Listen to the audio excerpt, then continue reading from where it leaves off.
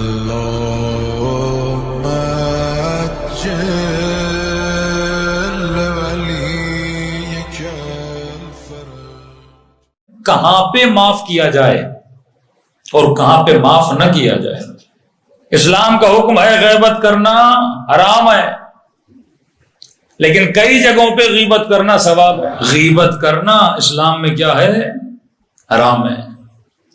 یہاں تک بتا دیا کہ بعض اوقات معصومین جو مثالیں دیتے ہیں وہ مثالیں جسمی مثالیں ہوتی ہیں تاکہ انسان کو کسی فعل کے برے ہونے کا احساس ہو جائے، لیکن ایک جگہ پہ غیبت ثواب ہے۔ کس جگہ پہ؟ ایک بندہ ہے، اس کی بیٹی کے لیے ایک رشتہ آیا ہے کسی جوان کا، اب آپ اپنے دوست سے اس کے محلے میں چلے گئے، بھائی فلاں رشتہ آیا ہے، آپ جانتے ہو فلاں بندے کو؟ کہ میں جانتا ہوں۔ وہ لڑکا کیسا ہے؟ اب یہاں پہ بندہ بولے غیبت کرنا کیا ہے؟ حرام ہے۔ بولے نہیں میں تو حسن ظن رکھوں گا، بڑا نیک بچہ ہے، بڑا نمازی بچہ، اور کل پتا چلے وہ نہ نمازی تھا نہ نیک تھا۔ ایک آدمی بزنس کرنا چاہتا ہے، اگلے بندے کو پارٹنر بنانا چاہتا ہے، وہ آپ کے محلے میں رہتا ہے، اب یہ آپ کے آ کے پوچھتا ہے کہ فلاں بندہ کیسا ہے، امین ہے کہ نہیں، مال میں خیانت تو نہیں کرتا، صادق الوعد ہے کہ نہیں۔ اب یہاں پہ بندہ کہے کہ غیبت کرنا کیا ہے؟ حرام ہے۔ نہیں، یہاں بتانا تیرے اوپر لازم ہے تاکہ اس کے مال کو نقصان نہ ہو، تاکہ اس کی بچی کی زندگی بچ جائے۔ تیسرا کہاں پر؟ اگر کوئی مظلوم تیرے پاس آئے، بیٹا مار دیا کسی نے، بیٹی کی ساتھ زیادتی کی کسی نے، بیٹے کے ساتھ زیادتی کی کسی نے، اگر یہ مظلوم اپنا درد سنائے تو اس کو یہ نہ کہا کرو کہ غیبت نہ کرو۔ فرماتے اب اس کے دل کے درد کو سننا بھی کیا ہے؟ ثواب ہے، کیونکہ مظلوم کی آہ سننا ثواب ہو جاتا ہے۔ تو حکم اسلام کہ معاف کرو، یعفو یصفحوا حتی یغفر اللہ لکم، معاف کرو، بخشو، واللہ یحب المحسنین، خدا احسان کرنے والوں سے محبت کرتا ہے۔ ملتا ہے امام زین العابدین علیہ السلام، مولا وضو کر رہے تھے اور کسی نے اوپر سے امام کے لیے، کوئی غلام تھا مولا کے لیے پانی لا رہا تھا، اب لاتے لاتے اس کے ہاتھ سے وہ چیز چھوٹ گئی، اور جیسے چھوٹی امام کے سر مبارک پہ آ کے وہ چیز لگی، اب مولا کے سر سے خون جاری ہوا۔ اب غلام کوئی غلطی کر لے تو انسان کو غصہ تو آتا ہے، سر پہ خون جاری ہو گیا۔ اب غلام بھی کیونکہ مکتب علی کا تھا، اسے پتا تھا کہ اہل بیت سے کلام کیسے کرنا، اس نے فوراً کہا والکاظمین الغیظ، خدا ان سے بڑا پیار کرتا ہے جو اپنے غصے کو پینے والے ہوتے ہیں۔ امام نے کہا میں نے تیری غلطی کو کیا کیا؟ معاف کیا۔ پھر کہا آفین، خدا معاف کرنے والوں کو، بخش کرنے والوں کو بہت پسند کرتا ہے۔ امام نے فرمایا کہ میں نے تجھے آزاد بھی کر دیا۔ یہ سیرت اہل بیت ہے کہ اگر تیرے اندر بخشش کا حوصلہ نہیں ہے، کسی کو معاف کرنے کا حوصلہ نہیں ہے، تو اہل بیت کا چاہنے والا کیسا ہو سکتا ہے؟ اگر کوئی تیری ذات سے بہترامی کرے، آقا کاشف الغطاء کے واقعات میں نے کل آپ کو بتایا، چہرے پہ لعاب دہن پھینکا لیکن قبلہ نے معاف کر دیا کیونکہ ذات کی بہترامی تھی۔ لیکن معصوم فرماتے ہیں 3 لوگوں کو معاف نہ کیا کرو، بخشش ہے پر 3 لوگوں کے لیے بخشش نہیں ہے، اور یہ 3 برائیاں معاشرے میں بہت زیادہ پائی جاتی ہیں۔ مولا کون سے؟ فرمایا العفو للمقر لا للمصر، 2 لفظ یاد رکھیے، بخشش مقر کے لیے ہے، مصر کے لیے نہیں ہے۔ مقر کون؟ بندہ غلطی کرے آ کے معافی مانگے، اللہ کہتے معاف کرو۔ فتح مکہ کے بعد بیویوں نے معافی مانگی، اولاد نے معافی مانگی، رسول نے کہا اے حبیب ان کو کہو کہ بخش دیں۔ جنگ کربلا میں امام حسین نے اس کے پاؤں کاٹ دیے، مولا کو کہنے لگا مولا مجھے نہیں پتا تھا آپ اتنے طاقتور ہیں۔ حسین نے کہا واپس چلا جا، میں نے تجھے معاف کیا۔ معافی مانگے تو بخشو، کیونکہ مقر ہے، اقرار گناہ کرے، آپ کو آ کر بولے کہ مجھ سے خطا ہوئی، میں نے آپ کے پیسے کھائے، میں نے آپ کے ساتھ زیادتی کی، میں نے آپ کو گالی دی، میں نے آپ کی توہین کی، میں نے آپ کی غیبت کی، بندے خدا معافی مانگنے آیا ہوں، تو چھٹے ماں فرماتے معاف کرو، اگر معاف نہیں کرتے تو ہمارے شیعہ نہیں ہوں۔ لیکن لا للمصر، ایک بندہ غلطی بھی کر رہا ہے پر غلطی کا اسے احساس بھی نہیں ہے، آپ کو گالی بھی دے، آپ کی توہین بھی کرے اور بولے جو کرنا ہے کرو، میں تو کرتا رہوں گا، ایسے بندے کے لیے معافی نہیں ہے۔ معافی اس بندے کے لیے ہے جو معافی مانگے، معافی اس بندے کے لیے نہیں ہے جو اپنے گناہ پہ کیا کرے، اصرار کرے۔ جنگ بدر میں ایک شخص رسول خدا کے مقابلے میں آیا، رسول کے ساتھ جنگ لڑی، اور جیسے جنگ ختم ہوئی اس کے بعد آیا، پاؤں پکڑ لیے، اے حبیب خدا، اے رسول خدا، غلطی ہو گئی، اب آپ کے ساتھ نہیں لڑوں گا، اب دشمن اسلام نہیں بنوں گا، بس آپ مجھے معاف کر دیں، میری جان کو بخش دیں۔ نبی نے کہا ٹھیک ہے، اگر تو معافی مانگ رہا ہے معاف کر رہا ہوں، لیکن یاد رکھنا پھر غلطی نہ کرنا۔ پھر جنگ احد ہوئی، معاف کیا، پھر جنگ احد میں آیا، پھر رسول خدا کے مقابلے میں آ کے کھڑا ہو گیا۔ اب جب اسلام کے سپاہیوں نے اسے پکڑا اور رسول کے پاس لے کر آئے، پھر سے وہی ڈرامے بازی شروع کر دی۔ اے رسول خدا غلطی ہو گئی، تو رحمت للعالمین ہے، مجھے معاف کر دے۔ نبی نے کہا نہیں، تجھے منع کیا تھا مصر نہ بننا، گناہ ایک بار اللہ بھی معاف کرتا ہے، اگر تو بار بار اس خطا کو کرے گا اور پھر بار بار آ کے تو ڈرامے بازیاں کرے گا کہ میں پھر گناہ نہیں کروں گا، نبی نے کہا اسے سزا دو، کیونکہ یہ کیا ہے، مصر ہے۔ خدا اصرار کو پسند نہیں کرتا، یہ عربی اصرار ہے، اردو والا نہیں ہے۔ امام رضا علیہ الصلوۃ والسلام فرماتے ہیں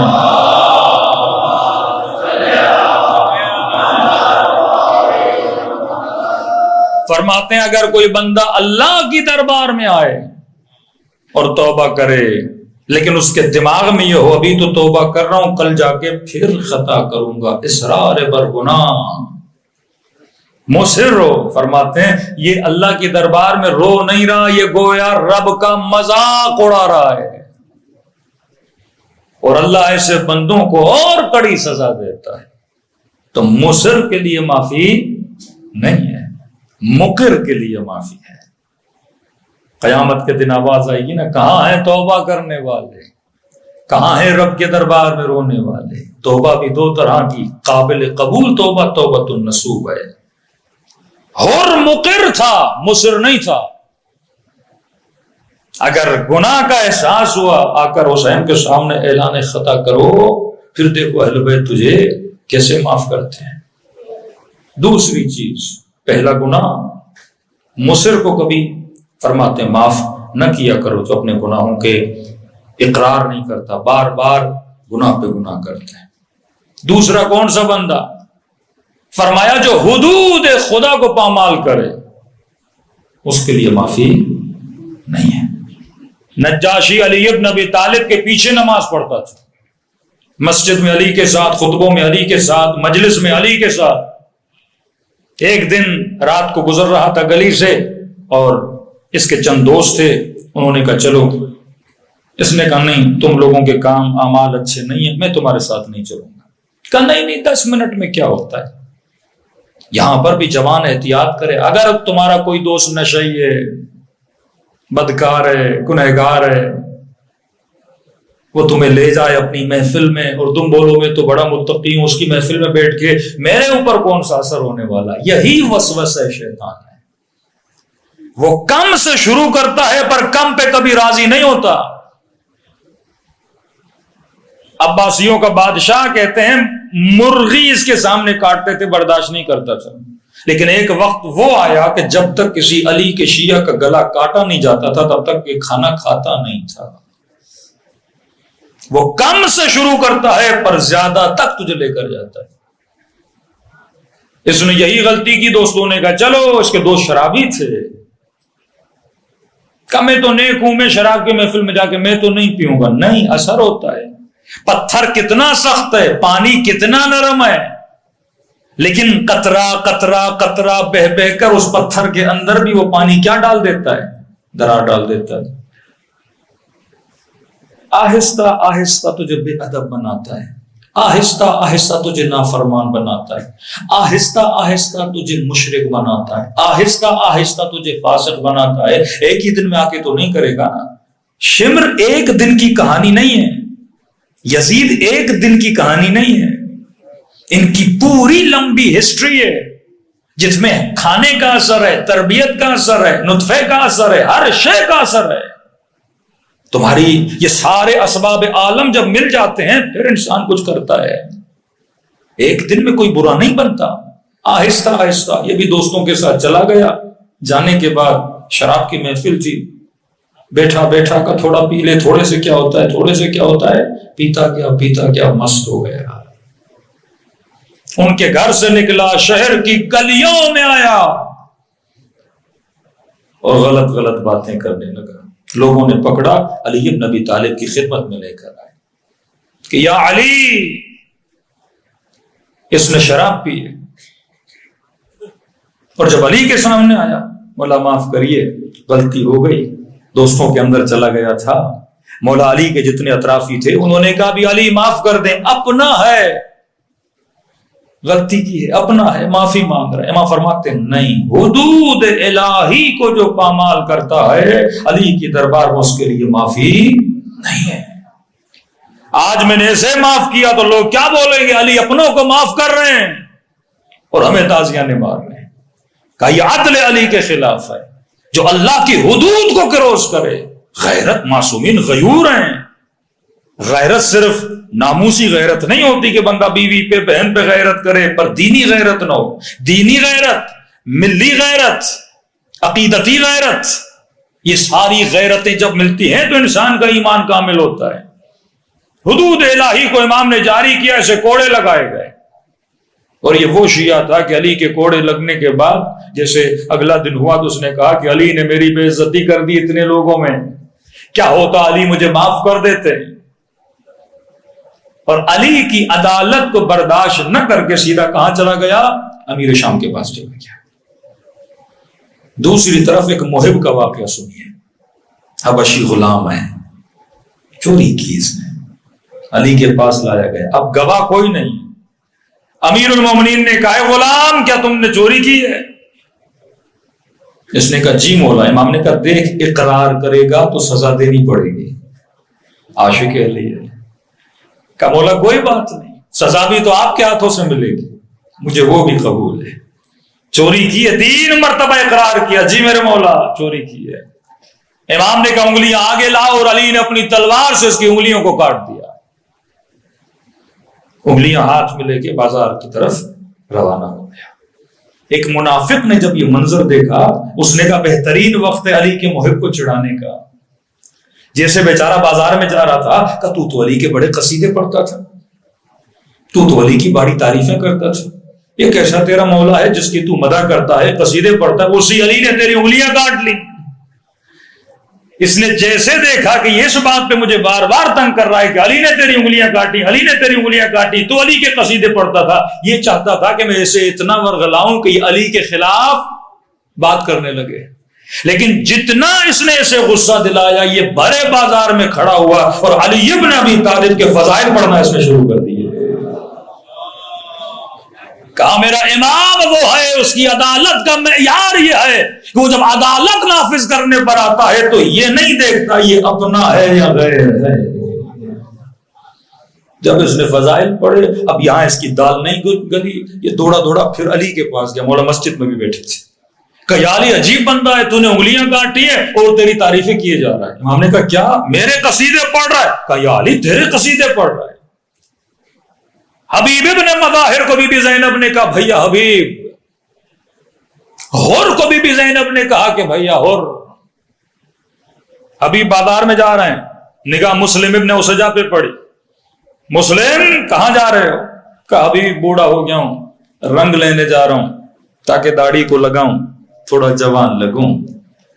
حبیب نے کہا کہ مسلم ایسی جگہ پہ لے جاؤں جہاں پہ اپنی داڑھی کو خون کا رنگ کرے, نہ مٹنے والا رنگ جو تجھے ہمیشہ جوان کرتے. مسلم کا ہاتھ پکڑا, کہاں لے گئے؟ کربلا لے گئے. یزید ابن سمیت بصرے کا رہنے والا, 2 بیٹے عبداللہ عبید اللہ, نام یزید ہے, کام علی والے ہیں. سیرت علی, اصل علی ابن ابی طالب. کربلا میں 3 سے 4 یزید نامی ہیں جو شہید ہوئے ہیں. 2 بیٹے بھی لیے, خود بھی کیا, 7 لوگ اس نے جمع کیے اور امام حسین کی مدد کے لیے کربلا پہنچا. اور جب مولا کے پاس آئے توبہ کر کے تو امام حسین نے کہا بھیا اور، سیدہ زینب نے کہا بھیا اور، اب سن اس غلام کا واقعہ۔ جب اس نے قصیدہ پڑھنا شروع کیا نا، کٹی ہوئی انگلیاں ہاتھ پہ رکھ کے، امام علی نے حسن کو کہا کہ بیٹا حسن، ہاتھی عمک الاسود، حسن اپنے چچا کو لے کر آ، جس کی انگلیاں علی نے کاٹی ہیں۔ جب یہ کردار امیر الگناہ کیا تھا نا، مقر تھا، سزا ملی، پھر بھی علی کے دامن کو نجاشی کی طرح نہیں چھوڑا۔ امام نے کہا آتی امک الاسود، اپنے چچا کو لے کر آ۔ اب یہ بیچ بازار میں رو رہا ہے، لوگ اس کا مذاق اڑا رہے ہیں کہ علی نے انگلیاں کاٹی ہیں، عجیب بندہ ہے، پھر بھی علی کی فضیلت پڑھ رہا ہے۔ امام حسن گئے، بڑے پیار سے اس کو مسجد میں لے کر آئے۔ امام نے فرمایا بھائی حق، میں کیا سن رہا ہوں، میں نے تیری انگلیاں کاٹی، پھر بھی تو علی کے فضائل پڑھ رہا ہے، ایسا کیا ہے؟ کہنے لگا مولا واللہ قد خالت حبک لحمی و دمی، خدا کی قسم اگر جسم کے ٹکڑے ٹکڑے بھی کر دو پھر بھی فضائل پڑھوں گا، کیونکہ تیری محبت میرے خون میں اور گوشت میں ملی ہوئی ہے۔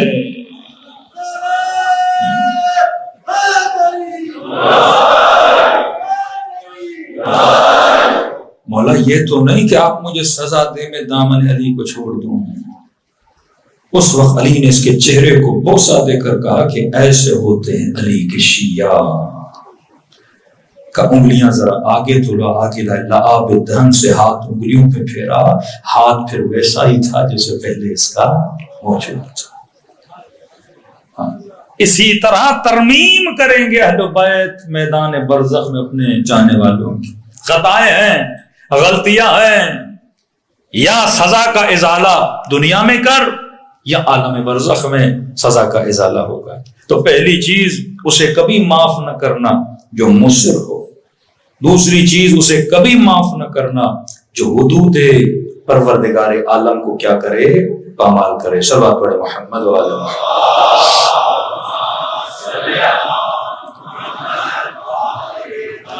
پہلی نشانی اگر کوئی مصر ہو اسے معاف نہ کرو، وہن مذہب کرے، توہین مذہب کرے۔ ہمارے یہاں معافی نہیں ہے توہین مذہب کی، توہین مکتب کی، فساد پھیلانے والوں کی۔ تیسری چیز فرماتے لا ينبغي للمؤمن، مومن کبھی بھی اپنے نفس کی توہین کو معاف نہ کرے۔ ایک بندہ بار بار آپ کی توہین کرے چار لوگوں کے سامنے، معافی نہیں مانگ رہا، توہین کر رہا ہے، توہین کر رہا ہے، توہین کر رہا ہے، فرمایا نہیں، یہ قابل معافی نہیں ہے۔ حدیث معصوم ہے، فرماتے مومن کبھی بھی ایک سوراخ سے دو بار ڈسا نہیں جاتا۔ بندہ خدا ہے، ہاں بھائی تم فلاں بندے کے ساتھ کیوں گھوم رہا ہے، اس نے تو آپ کی توہین کی تھی، یہ تو آپ کا مال کھا گیا، یہ تو چار لوگوں میں آپ کو بدنام کر رہا تھا، پھر بھی اسی کو ساتھ لے کے گھوم رہے۔ بولے نہیں نہیں، معاف کرنا ثواب ہے۔ بندے خدا یہاں معاف نہیں کرنا جو آپ کی توہین کرے، جو آپ کو بدنام کرے۔ امام جعفر صادق علیہ الصلوۃ والسلام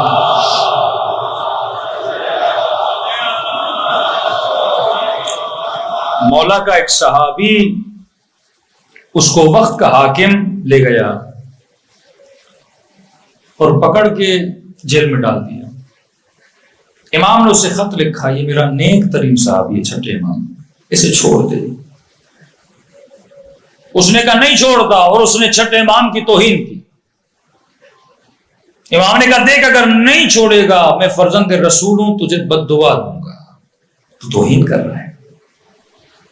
کہنے لگا فرزند رسول ہیں تو ہیں، آپ ایسے بول رہے ہیں جیسے آپ کی بد دعا مجھے لگ جائے گی۔ امام خاموش رہے۔ اگلے دن امام کو پتا چلا اس نئی نے اس کو پھانسی دے دی، مار دیا مولا کے صحابی کو۔ یہ مولا کا صحابی کہتا ہے امام فوراً سجدے میں چلے گئے اور جا کر کہنے لگے العجل العجل العجل، خدایا جلدی اسے سزا دے، جلدی اسے سزا دے، جلدی اسے سزا دے۔ کہ ابھی امام نے 3-4 بار العجل بولا تھا ہی نہیں، وہ جس گھر میں بدبخت رہتا تھا اس کے گھر سے رونے کی آوازیں بلند ہو گئی۔ دوڑے دوڑے گئے، کیا ہوا کا پتہ نہیں، اچانک اس کی سانس گھٹی اور گلا دبا اور وہیں پہ اس نے جان دی اور مر گیا۔ اہل بیت بھی توہین کو اس طرح برداشت نہیں کرتے تھے۔ حکم دے رہے ہیں اے شیعہ عباس عباس کیوں بنے؟ اصولوں کی وجہ سے عباس عباس، 12 کہہ رہا ہوں کربلا چلے جاؤ، 2 تجھے سونے کے گنبد نظر آتے ہیں، ایک امام کا روزہ ہے، ایک غیر امام کا روزہ ہے، لیکن دیکھنے سے ایسے لگتا ہے دونوں اماموں کے روزے ہیں۔ کبھی سوچا کہ اتنی فضیلت خدا نے غازی عباس کو کیوں دی؟ جعفر بھی تو حسین کے بھائی تھے، اتنا مقام غازی عباس کو کیوں ملا؟ وہی بات، ادب کی وجہ سے، احترام کی وجہ سے۔ بے ادب لوگ کبھی ترقی نہیں کرتے۔